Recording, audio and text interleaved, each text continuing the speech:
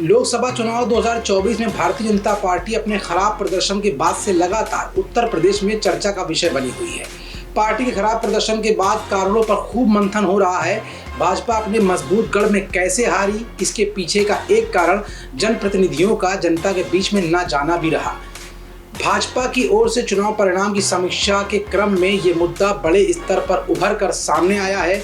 ऐसे में भारतीय जनता पार्टी ने संगठनात्मक बदलावों की प्रक्रिया भी अब शुरू करने के संकेत दे दिए हैं और ये संकेत कहीं ना कहीं विधानसभा उपचुनाव से पहले आने से सत्ता से लेकर संगठन तक बीजेपी में कुछ खास क्या चल रहा है ये बता रहा है। और किस पर गिरने वाली है गाज, किसका बढ़ेगा कद, दिल्ली से लेकर लखनऊ तक और लखनऊ से लेकर दिल्ली तक की रेस में कौन होगा विनर और किसके कतरे जाएंगे पर, हर दिन भाजपा में यही सवाल कार्यकर्ताओं से लेकर संगठन के पदाधिकारियों तक के दिमाग में कौंध रहा है। और इन्हीं सवालों का जवाब आज की इस रिपोर्ट में हम आपको दिखाने जा रहे हैं। दरअसल इन्हीं सरगर्मियों के साथ उत्तर प्रदेश की योगी आदित्यनाथ सरकार में मंत्रिमंडल में भी बदलाव की संभावनाएं अब बढ़ गई हैं। पार्टी के कई बड़े चेहरों को अहम जिम्मेदारी मिलने के संकेत मिले हैं। भाजपा के लिए जमीन पर काम करने और रिजल्ट देने वाले नेताओं का भी भाग्य अब खुल सकता है। संगठन से लेकर योगी मंत्रिमंडल तक ऐसे नेताओं को जगह दिए जाने की संभावनाएं बन चुकी हैं। वहीं योगी मंत्रिमंडल में शामिल कुछ मंत्रियों का कद अब इस समय घटाया भी जा सकता है। वहीं प्रदेश अध्यक्ष भूपेंद्र चौधरी की एक बार फिर योगी मंत्रिमंडल में वापसी भी हो सकती है। प्रदेश अध्यक्ष पद को लेकर भी कई नामों की चर्चा धीमे धीमे आगे बढ़ने लगी है। इसमें योगी सरकार में एक मंत्री का नाम भी खासा चर्चा में बना हुआ है।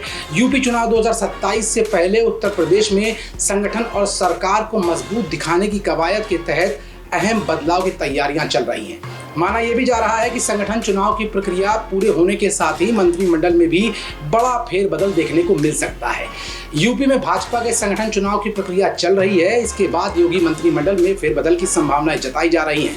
माना यह भी जा रहा है कि भाजपा के संगठन चुनाव की प्रक्रिया जनवरी के आखिरी तक पूरी हो जाएगी। इसके बाद योगी टीम का हिस्सा चेहरों में भी बदलाव हो सकता है।